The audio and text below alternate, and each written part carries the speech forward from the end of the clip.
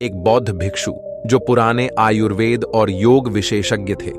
वह एक गांव के बाहर अपनी कुटिया बनाकर रहा करते थे। एक दिन उनके आश्रम में उसी गांव का सबसे अमीर व्यक्ति उन बौद्ध भिक्षु के पास आता है।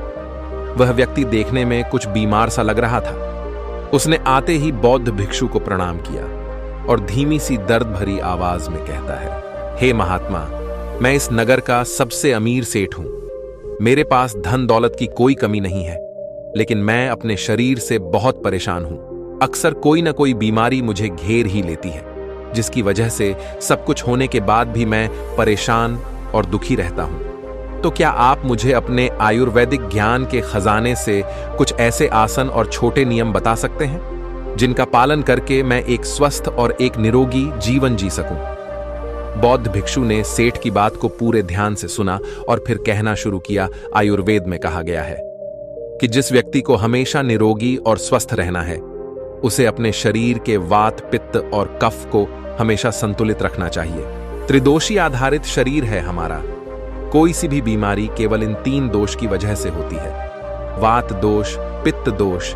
जब वात दोष बिगड़ जाता है तो 80 से ज्यादा बीमारियां होती हैं। जब शरीर का पित्त बिगड़ा है तो 40 से ज्यादा बीमारियां होने की संभावना बढ़ जाती है। और जब कफ बिगड़ जाता है तो 28 से ज्यादा बीमारियां होती हैं। और अगर वात, पित्त और कफ तीनों बिगड़ जाए तो शरीर में 148 से ज्यादा बीमारियां हो जाती हैं, जैसे सर्दी, खांसी, जुकाम और दस्त से लेकर बड़ी से बड़ी बीमारियां भी केवल वात, पित्त और कफ के बिगड़ने से ही शरीर में होती है। इतना कहकर बौद्ध भिक्षु थोड़ी देर के लिए शांत हो गए और फिर कहना शुरू किया, भारतवर्ष के सबसे महान आयुर्वेदिक चिकित्सकों में से महर्षि बागभट्ट ने अपनी दोनों रचनाओं अष्टांग हृदय और अष्टांग संग्रह में शरीर की कार्य प्रमुख प्रणाली को समझाने और इसे स्वस्थ बनाए रखने के लिए 7000 नियम बताए हैं, जिनमें से 4 नियम जो कि शरीर के वात और कफ को संतुलित रखने के लिए सबसे ज्यादा जरूरी है। आज मैं तुम्हें बताता हूं कि तुम्हारे शरीर के वात, पित्त और कफ तीनों एक साथ संतुलित रहे। इसके लिए पहला नियम है कि खाना खाने के तुरंत बाद पानी नहीं पीना। महर्षि बागभट्ट कहते हैं कि खाना खाने के तुरंत बाद पानी पी लेना जहर पी लेने के समान होता है। वह अमीर व्यक्ति कहता है, लेकिन क्यों महात्मा? तो बौद्ध भिक्षु कहते हैं, हम जो कुछ भी खाते हैं वह हमारे पेट की एक जगह पर जाकर इकट्ठा हो जाता है, जिसे संस्कृत में जठर कहते हैं, या हिंदी में कुछ लोग इसे अमाशय भी कहते हैं। अब जैसे ही हमारा खाना जठर में पहुंचता है, इस खाने को पचने के लिए जठर से अम्ल निकलता है, जिसे जठर अग्नि भी कहते हैं। अब यहाँ हमारा खाना अम्ल के माध्यम से जलता है, जिसे सरल भाषा में लोग पचना कहते हैं। लेकिन अगर हम खाना के बाद पानी पी लेते हैं तो यह हमारी जठर अग्नि को शांत कर देता है, यानी अम्ल पानी में खुलकर पतला हो जाता है, जिससे उसकी क्रियाशीलता कम हो जाती है और फिर हमारा खाना ठीक से पचता नहीं है, बल्कि पेट में पड़ा पड़ा सड़ता रहता है। और फिर यह सड़ा खाना पेट में 100 से ज्यादा जहर पैदा करता है, जो कि इंसान के शरीर में 80 से ज्यादा बीमारियां पैदा करती है। पेट में गैस बनना, जलन पड़ना और पेट फूलना जैसी समस्या उन्हीं को होती है जिनका खाना ठीक से पचता नहीं है। सबसे बड़ा कारण खाना के तुरंत बाद पानी पी लेना। व्यक्ति ने पूछा, लेकिन महात्मा, खाने के कितनी देर बाद तक पानी नहीं पीना चाहिए? बौद्ध भिक्षु ने कहा, कम से कम 1 घंटे तक, क्योंकि जठराग्नि के जलने की यह प्रक्रिया खाने के 1 घंटे बाद तक चलती रहती है। व्यक्ति ने फिर पूछा, महात्मा, क्या खाना खाने के पहले पानी पी सकते हैं? तो बौद्ध भिक्षु बताते हैं कि खाना खाने के पहले पानी पी सकते हैं, लेकिन खाने के तुरंत पहले नहीं, बल्कि खाना खाने से आधे घंटे पहले तुम जितना चाहो उतना पानी पी सकते हो।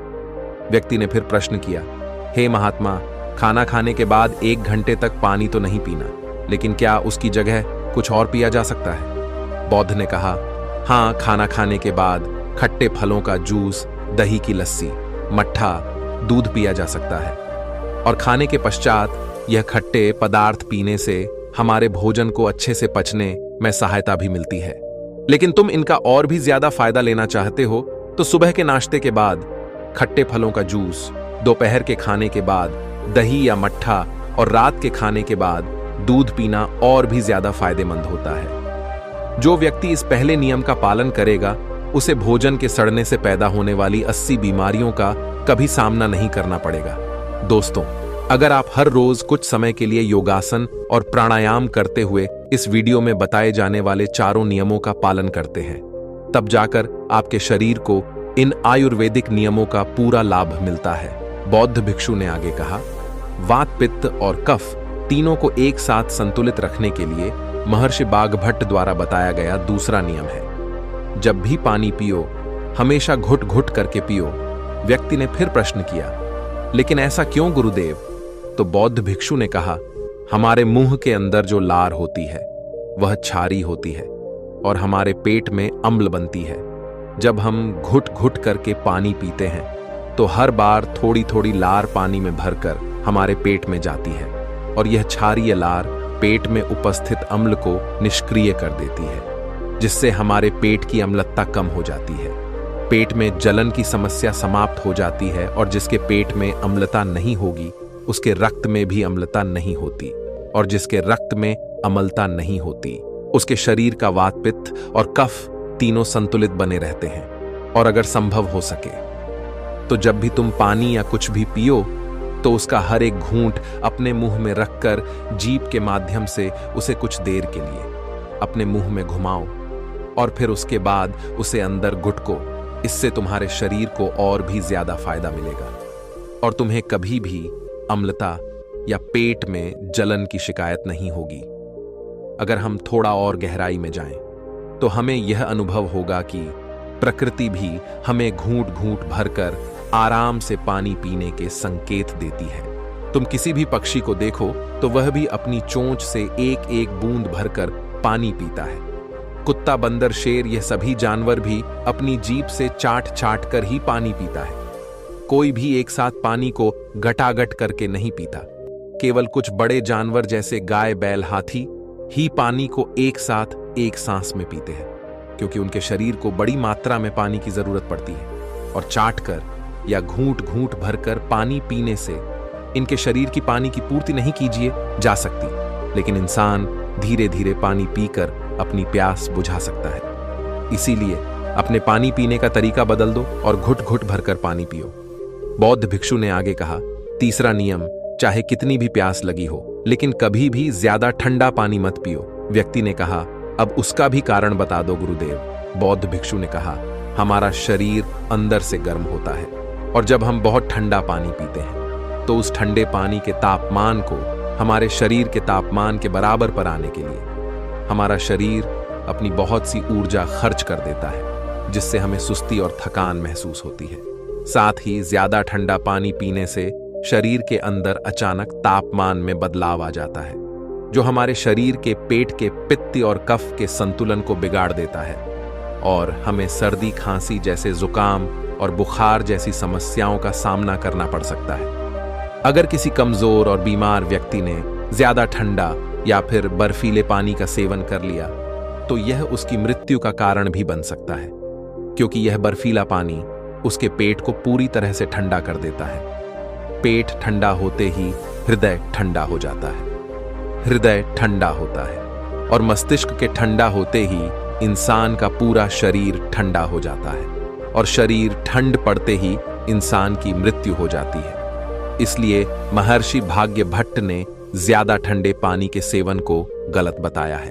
बौद्ध भिक्षु आगे कहा, वात, पित्त और कफ को संतुलित रखने के लिए चौथा और आखिरी नियम है कि सुबह उठते ही सबसे पहले पानी पियो।